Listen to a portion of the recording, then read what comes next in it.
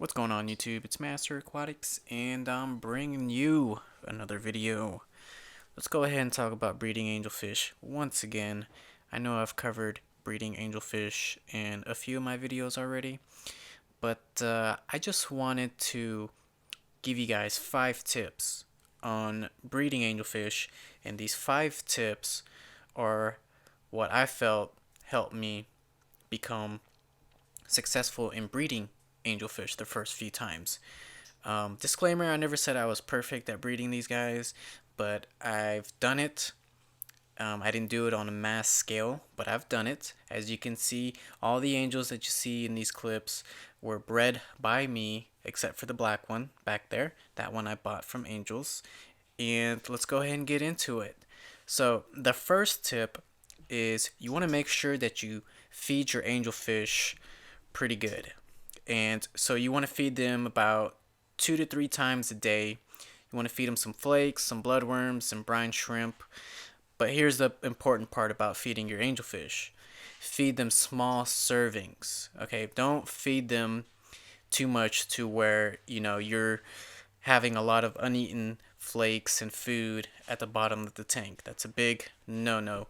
But you do want to make sure that you stay on top of their feeding, because feeding angelfish is what helps them grow. The faster they grow, the bigger they get, the more mature they get. The more mature that they get, the faster they get to breeding for you. And that's why you want to make sure that you are constantly staying on top of feeding these guys. Tip number two,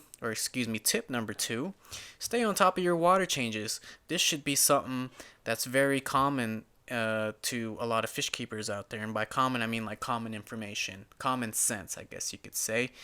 Um, do your water changes. And the reason why you want to do your water changes is because when you have a lot of angelfish in one fish tank, regardless of how big your fish tank is, let's say you have 10 angelfish that you're trying to breed.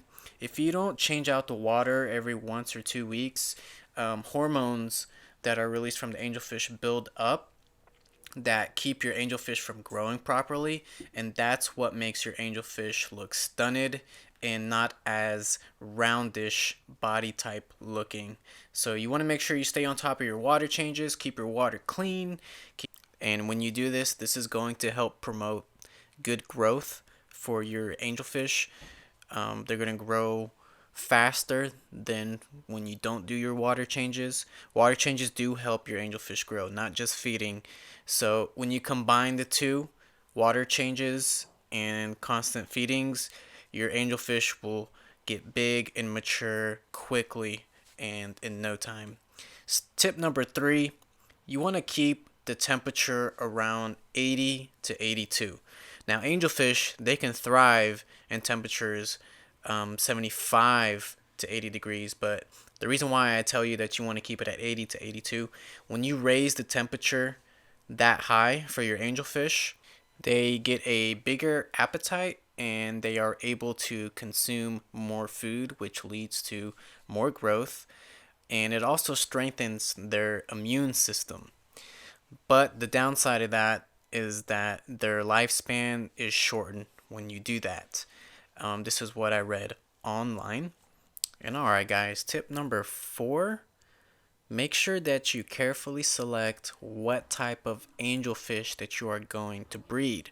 There's nothing worse than spending 8 months to 9 months breeding angelfish, and when it comes time to breed them and take care of the fry, they're not sellable because they're not looking as good and nobody wants to buy your ugly angelfish. So make sure that you properly select the angelfish that you want to breed and find out what type of angelfish people want to buy in your area or what's popular online. This is very important and I can't stress this enough.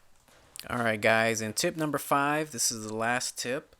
Make sure that you enjoy doing this. Make sure that you learn from your mistakes. because when you start breeding angelfish for the first time, you're going to make a few mistakes. You might not make as much mistakes as the next person, but you are going to make at least one mistake. You should never beat yourself up over a mistake. If you lose your batch of fry once or multiple times, that's okay. All of this takes trial and error, and you need to have patience with this hobby, especially breeding. Breeding is delicate, it's a delicate operation, and it requires all of your attention and time, 90% of your day, I guess you could say. If you're really serious about the quality of your breeding operation, and you're really serious about, selling angelfish, then you need to make sure that you know what you're getting yourself into and you take your time with breeding these guys. Hopefully, these tips have helped you. Like I said, these tips have helped me when breeding my angelfish. If you liked the video, make sure you like the video. Again, my name is Master Aquatics. If you have any questions, leave a comment down below. I will respond to you. And I'll see you guys in the next video. You guys take it easy now. Bye.